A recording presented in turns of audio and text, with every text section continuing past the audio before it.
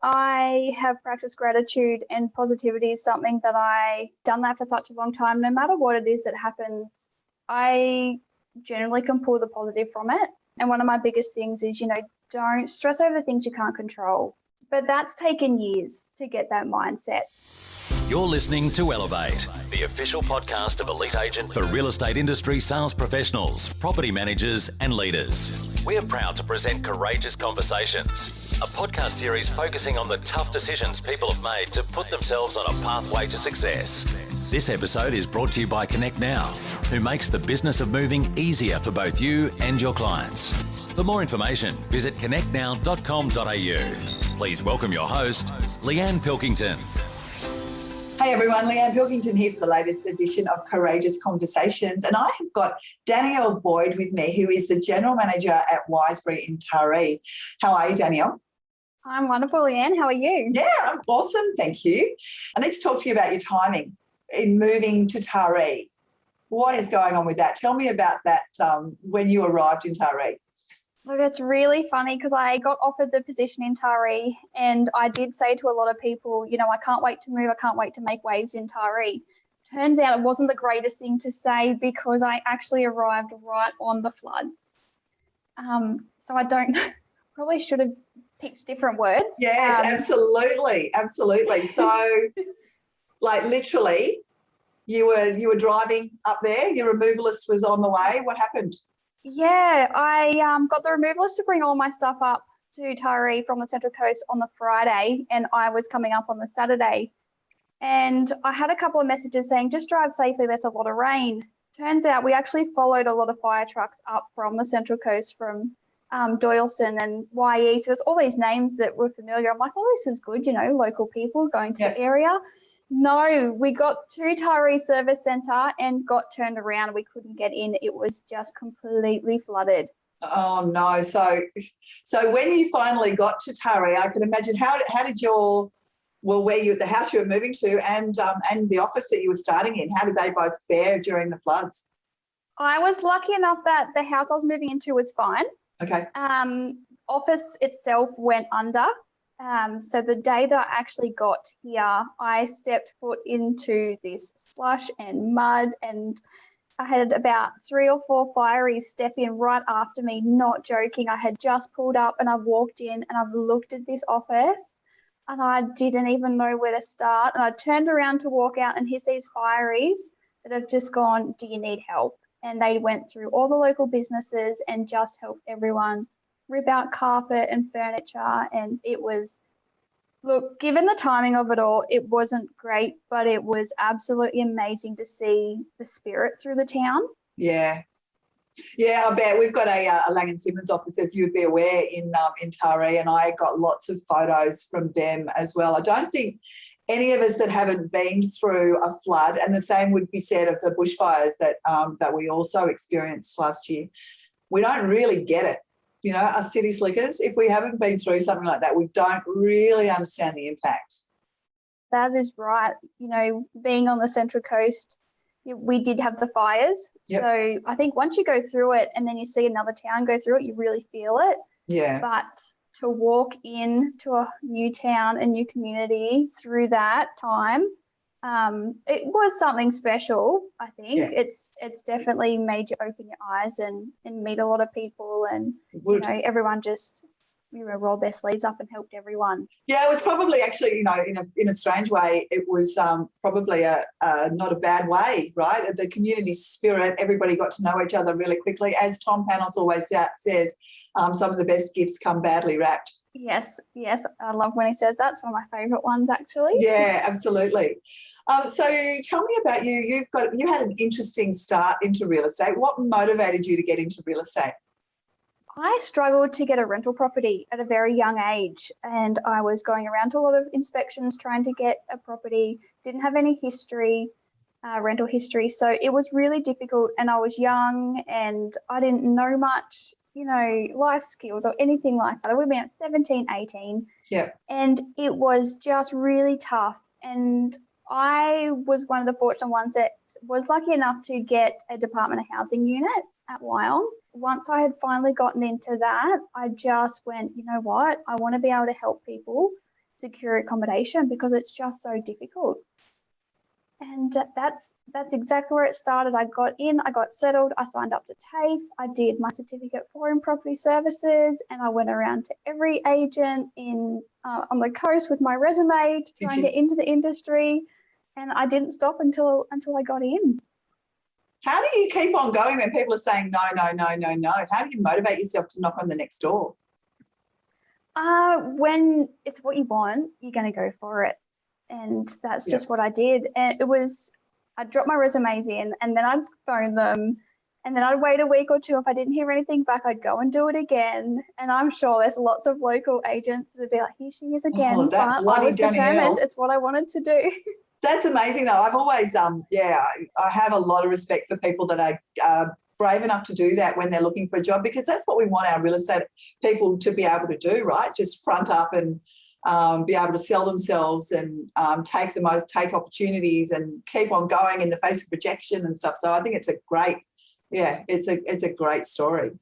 Yeah. Now, you also have had a lot of health challenges in your life, and a lot of people telling you what you can't do, right, rather than what you can do. Are you comfortable to talk about that? Yeah, absolutely. I was diagnosed with Crohn's disease at the age of 13. What does that mean for people that don't know what Crohn's disease is? Crohn's disease is a inflammation of the bowel and your digestive system. So Crohn's itself affects anything from your mouth your whole way through. Your body just attacks itself. It was scary at 13, not having any idea what was going on with my body. Yeah, right. And I think at 13, that age alone, you don't really know what's going on. So 13, here I am, 1 minute, fine. Next minute, I'd lost 13 kilos in a matter of a week. Oh, wow. Admitted to Westmead Children's Hospital, undergone all these tests. So in and out of hospital, found out it was Crohn's disease. And then 3 years later, they couldn't control it. So they did everything they could. I was trialed drugs, chemotherapy, all different types of things. Wow. Yeah, first child in Australia to trial chemotherapy for Crohn's disease. Did it work? It worked for the 18 months that I had the injections of it. They have changed the way they do it now. But once they had to stop it, it didn't work. Yeah, right. So for those 3 years, I didn't really have much of a life because they were just. I was going to say, sometimes the treatment sounds like it's worse than the actual, or just as bad as the actual disease, right? That one was. It was being the chemo, 3 days a week, you were unwell. And then by the time you'd start to be okay and you could eat again, you're in for your next injection. So it wasn't that 18 months. I was trying to go through high school and it wasn't any way of living, especially that age. Yeah. And then it got to the point at 16 the doctor came in and they basically just said, there's nothing else that we can trial on you. There's nothing else we can do. We do need to operate. We have to go in and take your whole large intestine. Oh, wow. Yeah. Yep. So they went in, they did that. So that resulted in getting an ileostomy bag. Mm-hmm. So that's something, it just sticks to the front of your stomach there. So there's plenty of scars, the bag, a lot of self-confidence issues that obviously come with that at 16. Yeah, wow. It's actually hard to imagine how that would have impacted you. Yeah, I don't think it's something that I dealt with for a long time, actually. I think I just kind of went from I don't really have a life to, okay, now I do, to then becoming a bit more of an adult and going, all right, now I want a career. I want to, grow up and start to move forward. And that's where you start to go, well, to do that, I need to learn to live with this, deal with this and accept this. So it definitely wasn't something that come easy or soon after the operation. So how do you go through that acceptance? It was hard. It was definitely a journey. It's not something that you wake up one morning and go, okay, this is me and this is just how it is. It took a couple of years. I think relationships and people in your life help too. Yeah. Because obviously you're so self-conscious of your own body. So to have someone go, there's nothing wrong, you look fine, definitely helps. But just learning to accept it would be, if I didn't have it, I wouldn't be alive. Yeah. That's it. And, you know, like Tom Pennoff says, some of the, you know, those gifts come poorly wrapped, and that is one of them. Yeah, okay, you might look at my body and it's not what we call perfect in magazines, but I'm alive. The truth about that is even the bodies in the magazines aren't actually perfect in real life. Let's be honest, right? It's just that story that we get fed, as particularly as women, but blokes get it too. So yeah, good attitude. I like it, Danielle. Yeah, so that's I think that's what helps. And then along the journey too, you know, I've met a lot of people in and out of hospital that fought for their life and didn't make it. So, you know, you become friends with people that aren't here, that were waiting for livers or kidneys or things like that. So when that happens and you go through something like that at any age, I think to wake up every morning is a gift alone. So I'm hearing that gratitude might play a part in your mental kind of journey. Is that right? Absolutely. I practice gratitude daily. Do you? What does that look like for you? I wake up every morning, and the first thing I do is I send a text message to my girlfriend and I tell her what I'm grateful for the day, and she'll text me back the same thing. Oh, nice. And we have done that for about 3 years now. Why did you start? I was reading a book and she said in the book, her and her partner told each other 3 things they were grateful for every day. So at that time I was in a relationship, so I said to my partner, you know, can we do this? I'd really like to do it. And it pulled me out of a mindset that I was in at the time, and it really helped. So when I went through that separation with him, I said to my girlfriend, look, this might sound a little bit crazy because it wasn't something that I shared with anyone. It was just a personal thing that we did. Yeah. I've gone, this is what we used to do and it's helped. You know, can I do it with you? It'll just be one thing that we're grateful for, not 3. Yeah. And 3 years later, and it's stuck. And you wake up and without a fail, the first thing I think of when my alarm goes off, what am I grateful for today? Wow. That's really powerful. I mean, I know lots of people that do practice gratitude, but to have it as the first thing that you think of, it just sets you up for such a great day, right?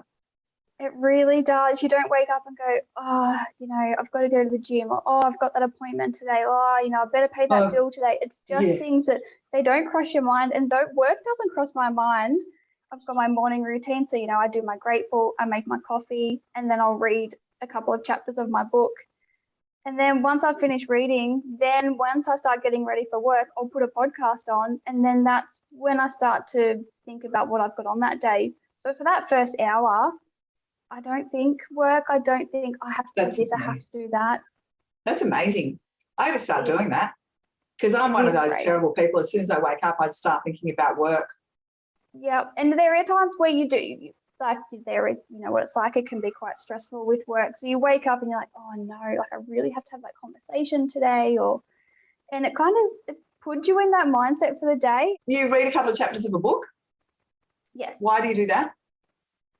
I love reading, and I find my morning, if I get up and I do my gratitude, I do that. It's just a nice ease into the day rather than a nighttime. I know a lot of people use it at nighttime to switch off, but I do it the other way. I use it to set my day up, and I feel like I take it in a lot more of a morning. Yeah, it kind of, I feel calm just talking to you. I feel like I do. And I don't feel calm very often. I feel like you do set your day up in a really calm, deliberate way because you're choosing the things that you're doing rather than like most of us running around like a mad thing. Yes, I shared my morning routine with a bunch of girls the other day that I met, and they all just looked at me and went, oh, wow, like how do you do that? Yeah. And a lot of people say it if I do share that that's what I do, and I'm like, I am in a position where I can, you know, I wake up, I don't have little ones running around at my feet. No, yeah, true, anymore. yeah, exactly. So it is easy for me to do it, and because I've done it for so long now. But you know what, Danielle, it's easy for you not to do it as well. You know, yes, it is easier because you don't have kids. I completely get that, but it's still a routine and a habit that you've had to develop and maintain. Yeah, sounds like it's my favourite part of the day. Yeah. So you've obviously had a lot of tough times in your life, particularly around health, and also sounds like you were out on your own at a very young age. when things get tough, what are the tools that you use to change your perspective? I have practiced gratitude and positivity. I've done that for such a long time. No matter what it is that happens, I generally can pull the positive from it. And one of my biggest things is, don't stress over things you can't control. But that's taken years to get that mindset. It is all mindset, and it's something, again, you don't wake up and it's just changed. You have to do it daily. And I think, practicing gratitude daily and seeing a situation going, okay, well, this isn't great, but, this is good from it. Yeah. It's all mindset. And so, I used to get called Pollyanna by some of my franchisees when they first met me a long time ago, because I can see the good in everybody, and I know even the most difficult business owner or real estate agent, there is good in there, and I would choose to focus on that rather than the negative. So how did you kind of teach yourself to do that? I think it's been something that, we've all had our ups and downs. I've had my health, you've everything else, obviously relationships. So I think once you start to kind of go through those things and you come out of it, you start to be able to develop different ways of seeing things and looking at things. Yeah. I've been very lucky too. My network, I'm in Wiseberry Heritage Group. We've got really good mentors. So there could be a day that, trust me, not every day I'm like this. I'll have days where, I need to go for a drive because I feel like I'm about to explode. Yep. But I'll do that in private, or I'll call a mentor, or I'll call a friend, and that's just what we do. Especially, the managers and leaders that we have in our teams. So you've got a formal mentoring program at Wiseberry, is that, or it's an informal program? It's probably more informal. Yep. There is formal, but there's informal as well. We've got a bit of both. Yep. We're very lucky enough that we do have such a large group, and we all connect very well. Right. A lot of my mentors are probably one of my greatest friends too, actually, within the group. So yep. Yeah, we're very lucky with the support that we have around, but you also need to know to pick the phone up and call someone if you do need. Well, that's the thing, right? There's a lot of people that are part of groups that don't actually. You've got to be prepared to be vulnerable and to kind of let people know that you don't have all of the answers, and not everyone's prepared to do that, right? That's right. If you don't pick up the phone, and I could just call one of them and I could be on the phone for about 2 minutes and just let it all out, and then they turn around, you okay now? Yeah, I'm fine. They might not have an answer, but they've listened. Yeah, exactly. That's amazing. So what do you look for in a mentor? Connection straight away.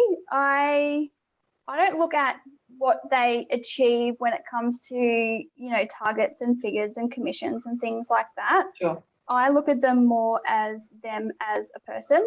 Yep. How they handle themselves, what it is they have outside of life.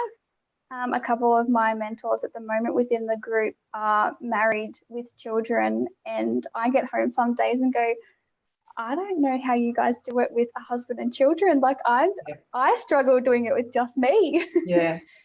So it's just more their personal life as well, I think. Yep.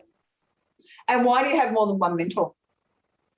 Because I pull different things from all of them. So depending what it is that I need, it will depend on which person I call. Yeah, that's smart. And absolutely. Especially when I know I need to be told what I don't need to be, like what I don't want to hear. I've got those ones that I call too. I'm like, yes. I just need the hard truth right now. Yeah, that's exactly right. A coach that I used to work with in my business, Dave, used to say, I can tell you what you want to hear, or I can tell you what you need to hear. And you need to have people that you're prepared to have those hard conversations with, right? And good on you for being prepared to have those conversations, because not everybody is. I think when we get told those things that we don't want to hear, I always see that as a positive. If there's something that someone can tell me that I can improve on, I'm happy to hear it. It's the only way that we grow. Yeah, absolutely. All right, just a couple of questions before I let you get back to your day. You believe property management offers the power to change lives. Tell me about that. Even though I've kind of gone back more over to the sales background at the moment, I still think property management will take over the industry.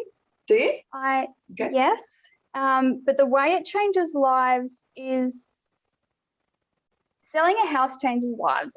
It does. Everything about real estate does. But to be able to give someone that first secure start to build themselves a home and get a roof over their head, my favourite part about when I was in property management was the first routine inspections, when you get to finally go and see them turn someone's investment property that, you know, they might not even think twice of into a home. Well, I guess that goes back to your challenges to find somewhere to live right back in your early days. So I guess that does make a lot of sense. What advice would you give your younger self? Oh, gosh, that's a good one. Yeah. Don't give up. Yeah. There was multiple times where I wanted to give up, but I think I'm definitely grateful that I've changed my mindset and I am the way I am now. I couldn't imagine where I'd be if I started any younger, but just to always look at the positive and just to keep pushing. Yeah, absolutely. And key takeaways, if somebody's starting out from the in the real estate industry today, what advice would you give them? They need to have resilience. Yeah, massively. And it's not something in high supply for, you know, some of the younger generation, I've got to be honest. No, it's if you want it, you've got to hang in there. It's not the easiest job, but it's rewarding and it's worth it. And you've just, resilience for sure with real estate. Definitely. Well, I think you'd make an awesome mentor yourself, quite frankly. It's been an absolute delight to spend some time getting to know you a little bit better. So thank you so much for taking the time. Thank you. And good luck. I hope we cross paths at ARIC or an event when we're allowed to have events again. Yes, we'll definitely have a wine, that's for sure. Oh, yes, we will. All right, you take care. You too. We hope you enjoyed this episode of Courageous Conversations, with thanks to connectnow.com.au. Don't forget to get access to all of Elite Agency's premium resources, including a detailed episode guide for this podcast. Visit joineliteagent.com.